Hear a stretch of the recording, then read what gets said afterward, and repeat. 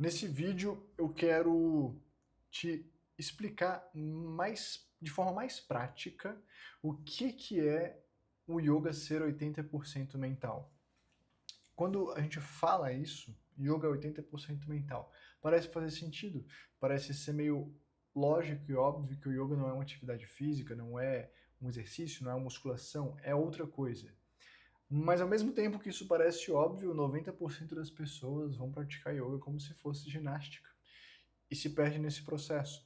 Então, vamos tentar, eu quero tentar hoje fazer esse processo de te ajudar não só a entender esse conceito de que o yoga é 80% mental, mas também entender como que você faz isso na sua prática de yoga. E como que a gente diferencia o simples exercício físico de algo que é, de fato, asana. E quando eu falo asana, eu estou falando exatamente da parte física do yoga. Mas não é só físico. Então, vamos tentar colocar os pingos nos is nessa história. Eu quis gravar esse vídeo pelo seguinte. Recentemente, eu comecei a fazer uma série de aulas para os meus alunos na comunidade Sattva, com permanências mais longas em asanas. Então, era muito comum dar aulas com 1 minuto de permanência em cada posição, em cada asana, às vezes uns poucos segundos, para dar práticas rápidas para o momento da manhã, para fazer antes de dormir, etc. Eventualmente eu fazia aulas com 90 segundos de permanência, ou seja, 1 minuto e meio. E mais recentemente, eu quis começar a colocar um ritmo de práticas mais avançadas, um ritmo de práticas mais introspectivas, mais profundas, e coloquei aulas com 2 minutos de permanência. Inclusive, se você quiser conhecer a comunidade de Sattva, vai ter um link aqui na descrição deste vídeo. E aí nisso, o que eu notei? Pessoas, alunos antigos, alunos experientes, com anos de prática, tendo dificuldade de fazer essas aulas. E ao conversar com esses alunos, não foi só um, foi mais de um, foram 2, 3, 4 que manifestam a mesma dificuldade. O que eu percebo? A dificuldade deles não é de ter tempo para praticar.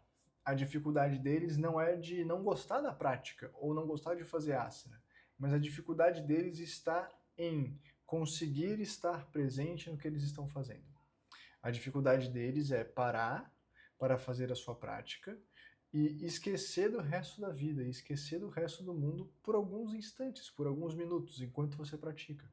A dificuldade deles é montar uma posição, tá ali de olho fechado, fazendo a posição, e não parar para conferir o relógio, para ver se já deu tempo, se já passou, se está acabando, se vai demorar muito, e etc. E o curioso é que eu, com tantos anos de prática, eu também experimento esse tipo de vivência nas minhas práticas pessoais. Quando que isso acontece?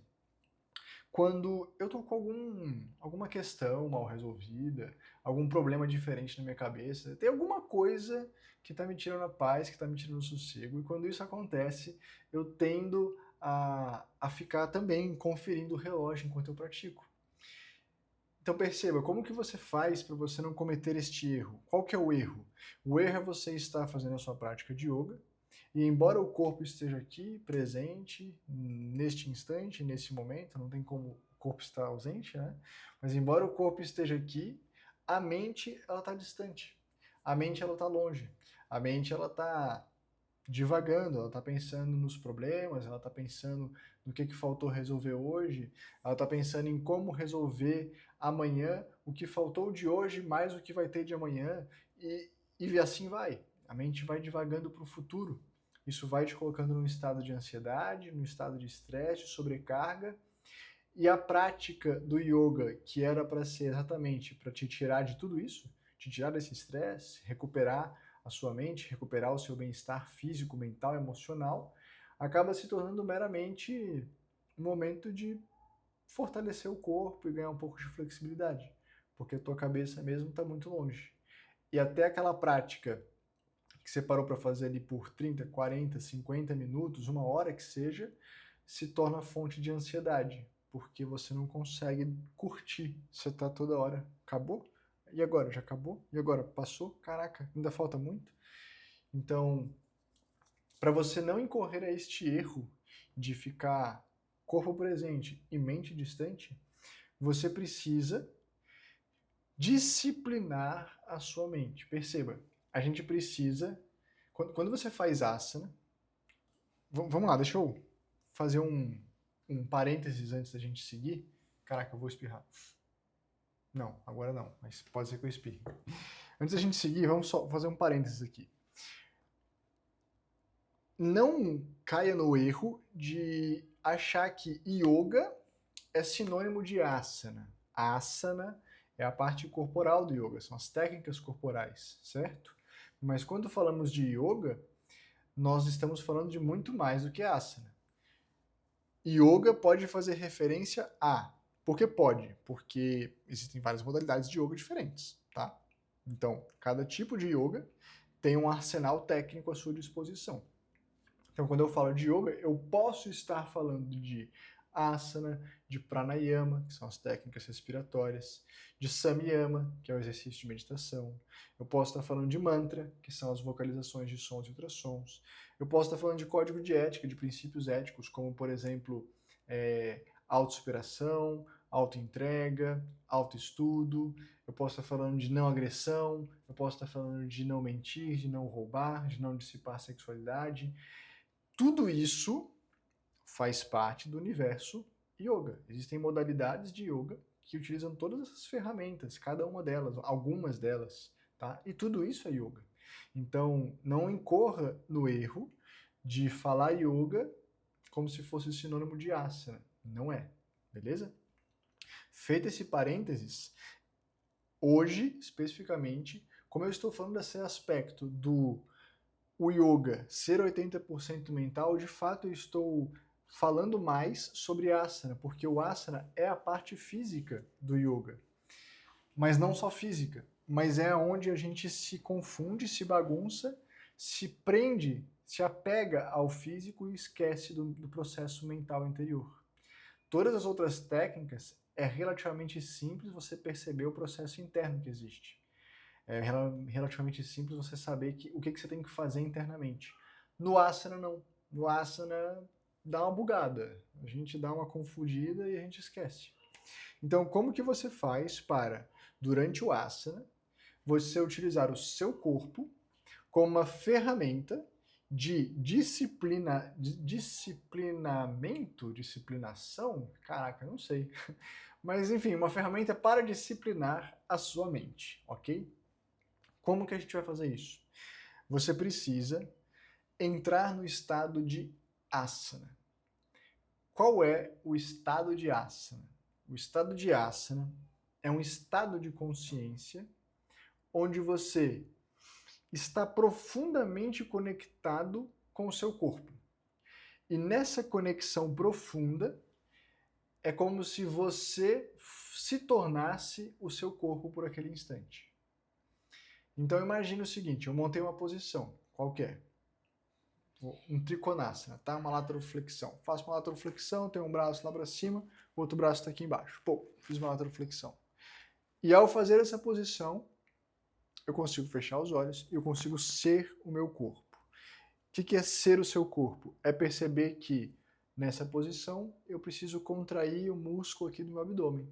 Esse músculo está sendo fortalecido. Por outro lado, a lateral do meu tronco aqui está alongando. Estou sentindo alongar essa musculatura. E quando eu alongo isso aqui, deixa eu ver minha respiração. Nossa, fica um pouco mais difícil de respirar, porque esse músculo está esticado. Eu tenho que concentrar um pouco mais. Olha como fica desafiadora a respiração. É mais fácil usar a respiração abdominal do que média. E você começa a notar, a perceber as pequenas nuances, as pequenas dificuldades que aquela posição te coloca. Ao mesmo tempo, o braço que está lá em cima, parece que ele começa a ficar gelado. Começa a faltar sangue. Por quê? Porque o sangue está descendo, o braço está para cima. E o braço que está lá embaixo começa a pesar mais, porque o sangue está indo para lá. Então você começa a perceber que montar uma posição e permanecer nela altera o seu fluxo sanguíneo, altera onde tem contração muscular, onde tem alongamento muscular. Você começa a quase que dialogar com as suas células, entende? É esse nível de conexão e introspecção que você deve entrar para entrar no estado de asana. Você precisa ser absolutamente o seu corpo. Daí a importância, por exemplo, de você não ter comido uma refeição, um lanche que seja, farto, antes da sua prática.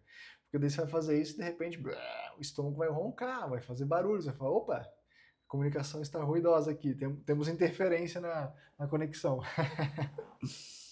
Então, para você entrar nesse estado de asana, você precisa percorrer algumas etapas. Quando eu digo percorrer algumas etapas, não é necessariamente que você precisa passar por todas elas para chegar no estado de asana, mas cada uma das etapas que eu vou te explicar aqui é basicamente diferentes profundidades de um mesmo estado. Então, vamos lá. Deixa eu, antes de eu dar esse passo a passo, essa coisa mais prática, deixa eu tentar recapitular a ideia, tá? Para não ficar confuso. Para que você não subestime a vivência da parte física do yoga, da parte corporal do yoga, que é o asana, você não deve incorrer ao erro de fazer uma posição com a sua mente distante. A sua mente tem que estar presente tanto quanto, ou até mais, do que o seu corpo. Acho que até mais não é possível, né? Mas você entendeu a ideia. E para você estar completamente presente, ao estar completamente presente, você consegue se colocar no estado de consciência chamado de estado de asana. O estado de asana é um estado de profunda conexão com o seu próprio corpo, a ponto de você perceber todas as nuances do que está acontecendo fisicamente com você. Você consegue perceber o ar penetrando nas narinas, percorrendo os condutos respiratórios, chegando nos pulmões, entrando na corrente sanguínea e fluindo para o seu corpo. Você consegue perceber a diferença do sangue fluindo mais para cá ou para lá, para aquele braço ou para aquele outro, mais para aquele músculo ou para aquele outro. Você consegue perceber onde está fazendo mais força, onde está fazendo mais alongamento. Você consegue perceber que é possível contrair um músculo e relaxar outro, porque só é preciso contrair alguns poucos músculos para manter aquela posição. Então, toda essa profunda conexão com o seu corpo físico e a absoluta abstração do mundo lá fora seria o estado de asana. E para você conseguir adentrar neste estado de consciência, que é o estado de asana, você precisa basicamente percorrer 3 estágios. Você precisa passar por 3 etapas, por assim dizer. São 3 etapas, são 3 níveis de profundidade de uma mesma coisa, de um mesmo estado de consciência, que é o estado de asana. Então, o primeiro ponto é você vivenciar o aspecto físico desse estado de asana. Como que você faz isso? Você primeiro tem que encontrar a imobilidade, a completa imobilidade do seu corpo físico. Pode parecer simples, mas não é. Quando eu digo completa imobilidade, é você montar a posição, você está um pouquinho ansioso, você está um pouquinho incomodado com aquilo ali, você está achando que está demorando demais, e você ter a capacidade de não parar para fazer isso aqui, ó. Não parar para conferir o relógio para ver se está acabando. Você precisa ter a habilidade de montar a posição e permanecer, e ficar quieto, estático, imóvel, sem se mexer. Isso é estabilidade no asana. O corpo físico ele tem que estar estável. Somente diante dessa imobilidade física e também estabilidade é que você consegue gerar uma profunda conexão com o seu corpo. Se você está se mexendo, se você está inquieto, se você está se coçando, se você está abrindo o olho para olhar o teto, para olhar a parede, para olhar o quadro, tudo isso está te distraindo de prestar atenção no seu corpo. Então, o primeiro passo é monta a posição, fecha os seus olhos, encontre conforto na posição, porque se você fizer a posição com excesso de esforço, você não vai conseguir alcançar essa imobilidade e essa introspecção. Você vai fazer careta, sofrer, não aguento mais, voltei. Você está fazendo supino, entendeu? Você está fazendo musculação. Um negócio extenuante, desafiador, faz o máximo de repetição e sai. Não, não é assim. Quando a gente está falando de yoga, de asana, a gente está falando para você, monta a posição com esforço, com conforto, com a possibilidade de você conseguir permanecer ali muito tempo, e com a possibilidade de o esforço que você coloca naquilo ali não ser tão forte que faz você esquecer dos outros aspectos do asana. Você precisa alcançar imobilidade, estabilidade e conforto na posição. Então esse é o primeiro ponto.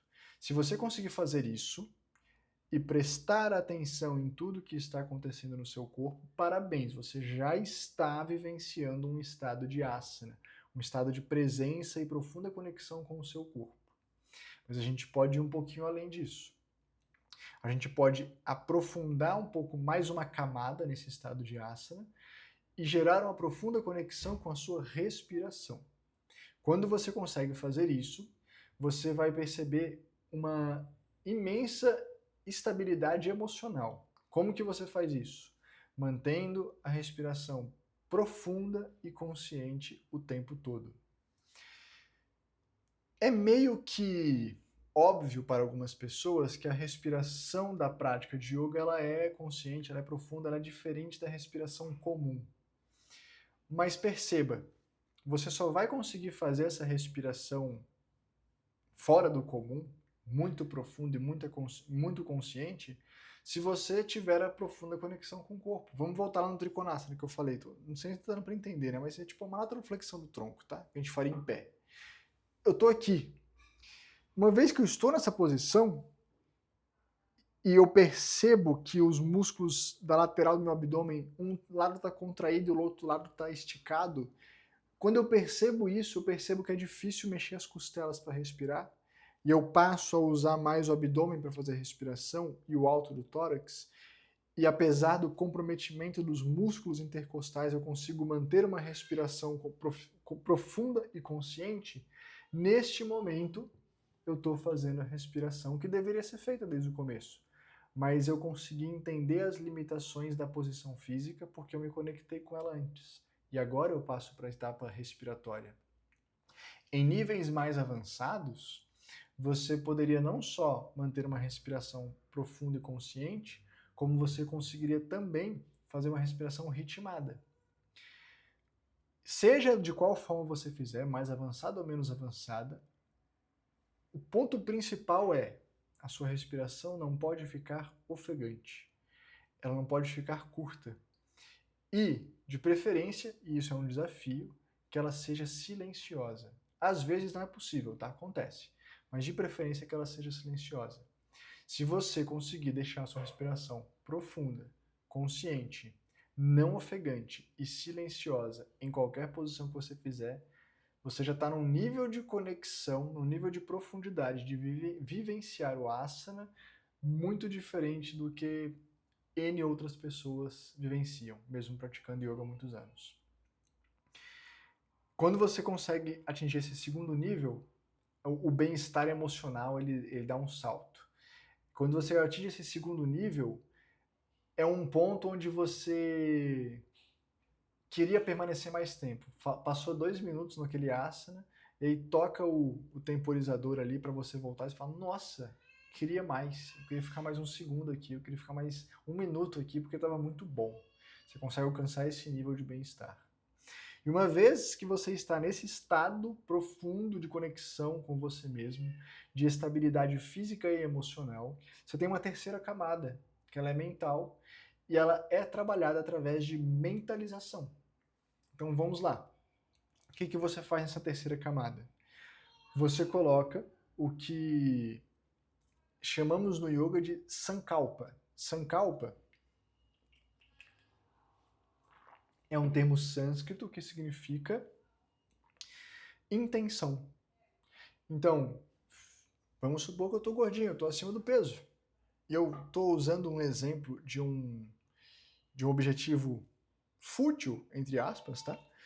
De propósito. Então vamos supor, fiz lá o mesmo Trikonasana, a mesma lateroflexão da coluna, montei aqui, conexão com o corpo, opa, respiração, beleza, já passei dessas etapas. O que eu faço agora? Eu estou sentindo um músculo que está sendo contraído aqui, eu começo a me concentrar nele e começo a usar a minha imaginação para criar uma construção física. Eu quero perder cintura, Eu quero ficar com a minha cintura fina. Eu quero perder esse excesso de gordurinha que eu tenho aqui no meu abdômen, nas minhas costas, o culote, sei lá, seja o que for. E você começa a mentalizar isso. Talvez isso para você seja uma bobagem. Tudo bem. O que você quer? Eu quero mentalizar saúde para os meus órgãos internos. Eu quero mentalizar força para cuidar da minha coluna, que eu tenho dor nas costas. Eu quero, enfim, não importa o que você vai mentalizar. Esse momento é o momento de você colocar a sua intenção para a execução daquela técnica. E aí você faz um direcionamento mental, um direcionamento da sua intenção para aquilo que é importante para você. E para isso você usa a sua imaginação, você usa a visualização, a mentalização dos efeitos que você quer. Mas perceba, se você quisesse mentalizar quando você montou a posição e estava dolorido e você voltou e montou e voltou e conferiu a hora e voltou e etc., não ia ter mentalização, né? A mente ia estar completamente dispersa. Então você só vai conseguir chegar nessa terceira camada se você passar pelas outras duas. Então, minha dica prática para você, Theo está gritando enlouquecidamente lá fora. Deve estar aparecendo no vídeo, gente. É meu filho. Perdoa. E minha dica prática para você é: faça a asana a partir de hoje, sempre voltando totalmente a sua atenção para esse estado de consciência do asana. Esteja você vivenciando ele numa camada mais superficial ou mais profunda. Se você estiver direcionado para vivenciar o asana nesse nível de profundidade, você está encaminhando para vivenciar uma prática de asana e de yoga como um todo, que vai ser cada vez mais mental. E quando eu digo 80% mental, nem é só mente restritamente, mas é que é um processo muito maior interno do que externo. Para você conseguir respirar com consciência, para você conseguir concentrar no seu corpo, para você conseguir se conectar com o corpo, para mentalizar, tudo isso é a mente que vai comandar. E uma vez que você consiga ter esse nível de concentração, de foco, de intenção mental, você permanecer na posição vai ser moleza. Um último detalhe, por tudo isso que eu te mostrei aqui, por todas essas camadas de profundidade da vivência de um asana, que são as técnicas corporais do yoga, é tão importante, na minha percepção, que você, para praticar yoga com verdadeira profundidade, não apenas como se fosse uma ginástica, é tão importante que você faça longas permanências em cada posição. Mesmo que você passe a fazer técnicas mais simples, mais fáceis e fisicamente menos exigentes, vai ter que ser assim, mesmo que você faça esse tipo de técnica, mas você precisa permanecer ali tempo suficiente para que você consiga mergulhar mais fundo nessas camadas que compõem o estado de consciência do asana, que é uma profunda conexão com o seu próprio corpo, que vai muito além do físico. Espero que isso tenha clareado para você o que é vivenciar um asana com 80% de mente e muito pouco de físico. Espero que eu tenha conseguido clarear para você quantas camadas de profundidade existem em uma posição física que você vê no yoga. O que você está vendo, o que estão fotografando, é muito pouco diante de tudo que está acontecendo. Espero que isso te ajude, te guie para uma prática mais profunda, mais verdadeira e mais transformadora para a sua vida real. Se você gostou desse vídeo, deixa o seu like, se inscreve no canal. E se você não gostou também, você pode falar que não gostou. E a gente se vê no próximo. Até lá!